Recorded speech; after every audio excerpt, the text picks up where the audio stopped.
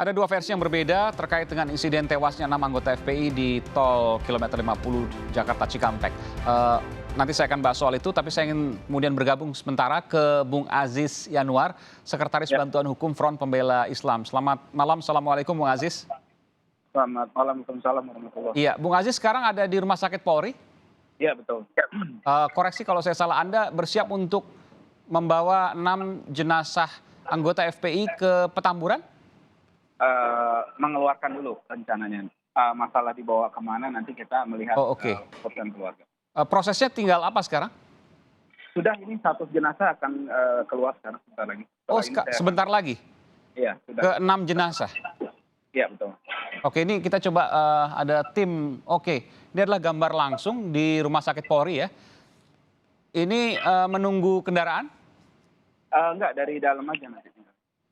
Oke, lalu kemudian nanti setelah dikeluarkan langsung dimasukkan ke kendaraan kereta Marta, lalu kemudian lanjut ke arah Petamburan? Rencananya kalau yang itu seperti itu, yang ini yang pertama ya. Oke, ini ada berapa tim di sana, Bung Aziz? Lumayan sih, lumayan banyak. Kita ada kurang lebih 5 atau 6 pengacara. Oke, rencananya saya mendengar akan dibawa ke Petamburan dan diinapkan malam ini, baru besok siang kemudian dimakamkan. Informasinya demikian. Apa yang ada rencana kemudian? Bisa Anda kemudian jelaskan, Bung Aziz? Ya, akan ada prosesi pemakaman, ada yang di Megamendung, ada yang di tempat wilayah masing-masing yang diinginkan keluarga. Kita menghormati pihak keluarga.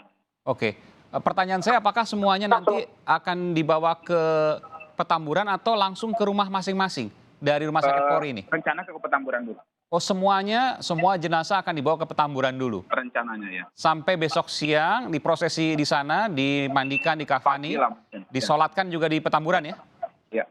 Oke, lalu kemudian pemakamannya mungkin terpisah begitu ya? Iya, demikian. Oke. Iya, ini mobil ambulans bukan ini ya?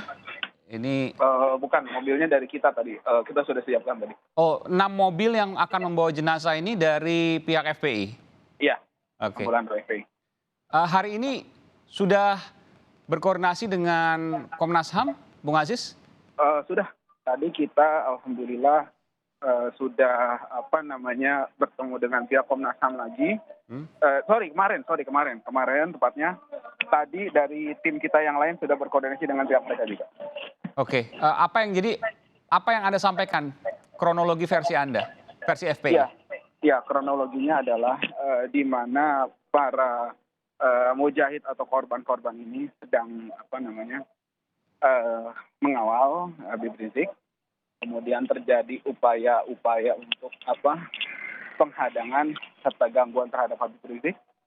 Kemudian disusul dengan upaya-upaya tersebut direspon dengan untuk mengusir, tanda petik ya, mengalihkan kendaraan-kendaraan tersebut untuk segera menjauh dari rombongan dimaksud.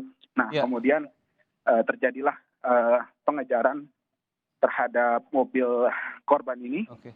Kemudian dibawa keluar. Iya, ini kita bisa masuk nih Bung Aziz. Ini saya melihat suasana langsung di lokasi. Saya tidak tahu posisi Anda, mungkin Anda masih agak tersengal-sengal, mungkin Anda berada di tengah kerumunan ini ya. Tetap sehat, jaga protokol kesehatan tentu. Tapi saya melihat ada Bung Fadlizon di sana. Iya, saya rencananya sama beliau untuk di kendaraan ini, di kendaraan kereta. Sempat ngobrol tadi dengan Bung Fadlizon, ada apa? Iya, kita sepakat untuk mengawal kasus inilah untuk keadilan. Oke, Bung Fadlizon tadi mengatakan seperti itu. Ini nanti kemudian ini masih proses apa ini? Kalau mungkin Anda bisa ceritakan di sana. Ya, ini sedang persiapan satu jenazah akan dikeluarkan. Kemudian jenazah tersebut atas nama Andi alias Ambon. Oke. Demikian. Seperti itu. Nanti kemudian yang sisanya 5 yang lainnya juga akan dikeluarkan hari ini juga. Berangsur-angsur per setengah jam kalau saya nggak salah. Oke, dari pihak kepolisian sudah menyatakan selesai di otopsi ya? Sempat diotopsi? Informasinya demikian. Oke, sudah selesai diotopsi dan kemudian akan dikembalikan ke pihak keluarga masing-masing. Anda kan tadi sebut soal kronologi. tentu kronologi ini kan harus disertai dengan bukti. Apakah pihak FPI punya bukti-bukti yang kuat yang mendukung kronologi yang kemudian disampaikan? Buktinya itu berdasarkan keterangan para saksi yang ada di lokasi, kemudian dengan voice note yang beredar, itu membentuk suatu kronologi yang logis serta masuk akal. Itu versi FPI, meskipun versi polisi akan berbeda.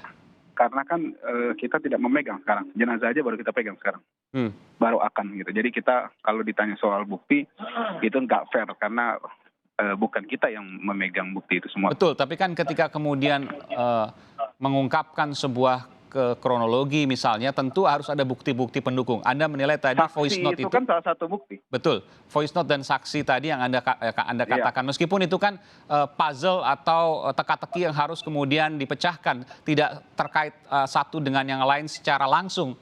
Mungkin lompat-lompat bisa juga seperti itu kan? Kalau dari kronologi kecil kemungkinan lompat-lompat. Tapi kalau dari bukti-bukti fisik ya, mobil atau selongsong peluru atau apa segala macam yang sudah dijelaskan oleh pihak kepolisian tempo hari, itu kan memang mereka punya kompetensi untuk itu karena kekuasaan dari barang-barang itu ada di tangan mereka, demikian. Oke, untuk senjata api dikatakan FPI tidak pernah anggota yang membekali dengan senjata api. Mungkinkah ini katakanlah misalnya inisiatif pribadi? Tidak mungkin. Kenapa? Dana untuk membeli senjata lebih baik untuk kemanusiaan dan itu misi FPI yang paling diutamakan saat ini. Demikian. Jadi Anda menilai bahwa tidak mungkin anggota FPI punya senjata api? Tidak mungkin. Karena kita tahu kapasitas mereka dan kita kenal kapasitas mereka.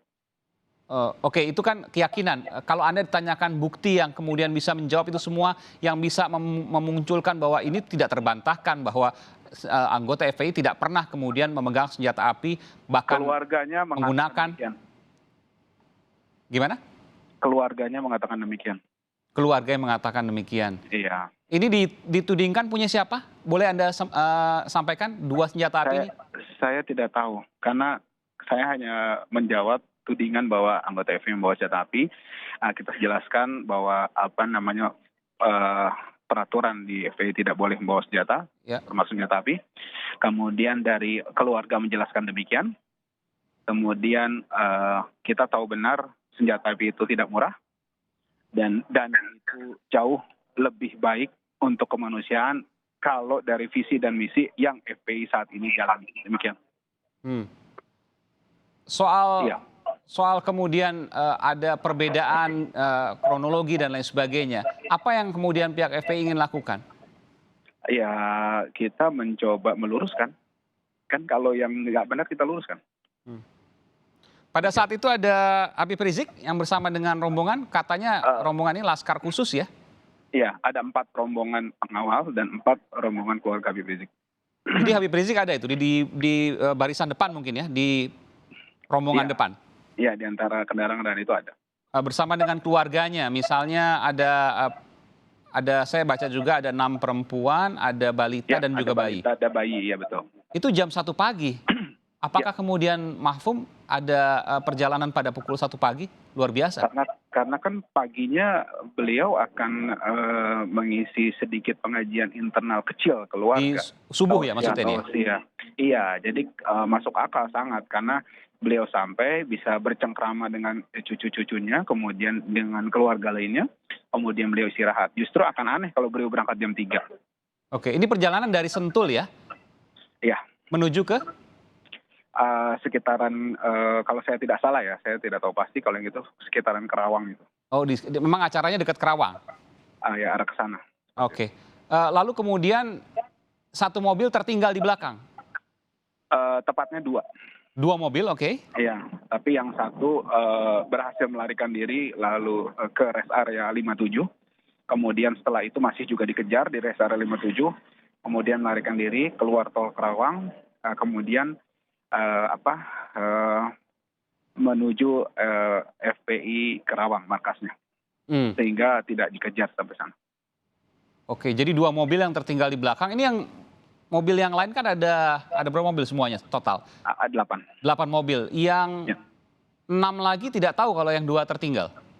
Yang 6 lagi itu kan mereka lari karena diganggu oleh mobil-mobil yang ganggu tadi. Oh, oke. Jadi di situ terjadi pengejaran. Yang dua, saya tidak tahu motifnya apa. Kemudian mungkin bisa jadi dugaan kak saya ya, itu mencoba untuk mengalihkan supaya kendaraan fokus kepada yang dua ini. Kemudian akhirnya berhasil sehingga yang 6 tidak dikejar. Kemudian yang satu berhasil melarikan diri, yang Avanza. Kemudian yang satu akhirnya jadi korban, yang Chevrolet. Kalau dikejar kan tentu akan mengejar rombongan yang lain. Tapi ini kenapa kemudian berhenti di rest area kilometer 57 tadi? Karena kan tadi sempat terpecah dengan satu kendaraan yang lainnya. Iya? Oh, Ya. Jadi nungguin dulu? Jadi ada 2 kali gangguannya. Yang pertama gangguan di sekitar Cuki Cikunir. Di situ sudah jelas di kronologi yang FPI jelaskan. Yang resmi tadi sore. Di sekitar Cikunir itu diganggu pertama. Kemudian yang mengganggu itu teralihkan, kemudian fokus pada Avanza. Avanza tadi melarikan diri. Masuk ke rest area, dicari, dikejar lagi, kemudian berhasil melarikan diri, terpisah. Nah, yang satu lagi itu Chevrolet tadi mencoba memecah, mengalihkan gangguan atau hadangan mobil-mobil yang lainnya. Chevrolet ini yang FPI juga ya? Iya, jadi ada pengawalnya kalau saya nggak salah 2 Avanza, 1 Chevrolet. Oke, yang 5 berarti rombongan keluarga Habib Rizik? Yang 4 rombongan, yang 1 pengawal, sama pengawal juga. Oke, memang ada laskar khusus, ini baru tahu nih? Iya, laskar khusus itu maksudnya khusus menjaga Habib Rizik dan keluarga. Oh, khususnya itu untuk menjaga Habib Rizik dan keluarga? Iya. Oh, saya kan tentu banyak orang berpikir bahwa laskar khusus ini adalah laskar dengan kemampuan yang berbeda misalnya. Oh, tidak. Untuk khusus menjaga itu aja. Jadi Anda konfirmasi ini Anda menjawab bahwa ini khusus menjaga, bukan punya kemampuan yang berbeda dengan katakanlah pelatihan yang berbeda mungkin, tidak? Oh, tidak. Jadi kalau ada laskar yang kemudian mengawal khusus keluarga Habib Rizik, apakah ada pelatihan misalnya, ada pembinaan seperti halnya misalnya pengawal-pengawal yang lain? Kalau itu saya tidak tahu karena bukan domain saya bagian kelaskaran. Oke. Nah. Karena ini penting juga kemudian untuk disampaikan, ada istilah laskar khusus kemudian mengawal. Laskar saja. Tadi saya dijelaskan sama-sama laskar, tapi ini khusus kenapa? Karena khusus mengawal Habib Rizik dan keluarga. Iya, itu betul. Aja perbedaannya. Betul, tapi kemudian kan ketika mengawal kan tentu punya kemampuan yang lebih misalnya begitu kan? Iya, tapi tadi minimal bela diri misalnya. Tanya lagi kan, apakah ada perbedaan ini? Pelatihan, nah itu kan pelatihan itu saya tidak tahu. Oke, baik, saya akan kembali nanti sepas jeda Bung Aziz bersama juga dengan Komnas HAM dan juga Komisi 3 DPR Bung Jazilul Fawait. Anda jangan diputus dulu Bung Aziz ya, karena nanti kita juga akan terus kemudian mengambil gambar karena kita ada siaran langsung juga terkait dengan pengambilan jenazah di Rumah Sakit Polri. Sesaat lagi saudara tetap bersama kami di Sapa Indonesia Malam.